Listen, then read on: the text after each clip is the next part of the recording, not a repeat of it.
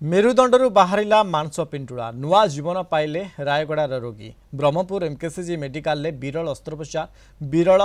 मेरुदंड अस्त्रोपचार होई रोगी देहरु 4 inch tumour बाहरी रायगड़ा जिला काशीपुर ब्लॉकर अंदिरा कंज गाँवर वैद्यनायक गत जून मासरे बिलरे काम करने बेले हठात असुस्थ हो पड़ते शरीर थरिबा सह धीरे धीरे गोड़ कामी हो पड़ता परिवार लोके प्रथमे कोरापुट जिला बड़ डाक्तखाना को नहीं सेठारु अगस्ट 27 तारिख में एमकेसीजी रेफर होते परीक्षारू वैद्य मेरुदंड में ट्यूमर होता जमापड़ा पर न्यूरो सर्जरी विभाग में भर्ती करा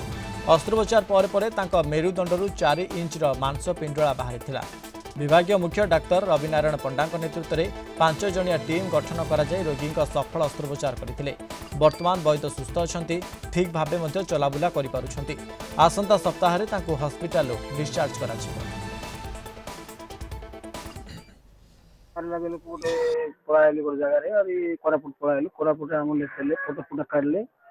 जना पड़ा ना तुम ब्रह्मपुर पड़ बोल कोरापुट बोले एफआईआर करदे ताइरे मत धरिक आइले मो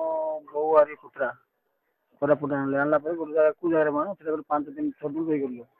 गल मत मोर मोर बेमार बढ़ी गला मो बाड़ी छाड़ी देकिना हाथ को कामुड़ी कर आइली ठेला गाड़ी आनला भितर मुझे चाड़े हेली हेली हेली अरे मत उपाय किसी ना अटारू तो तोड़ बोर्ड किसी ना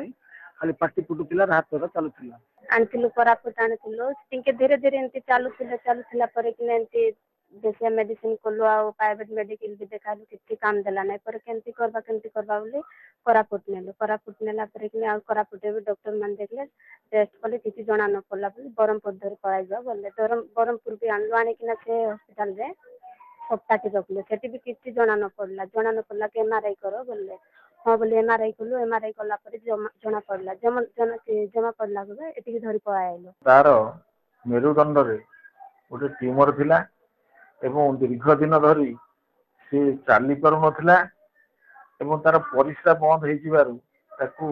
कोरापुट डाक्तरखाना को तार परिवार वर्ग एवं कोरापुट डाक्तरखाना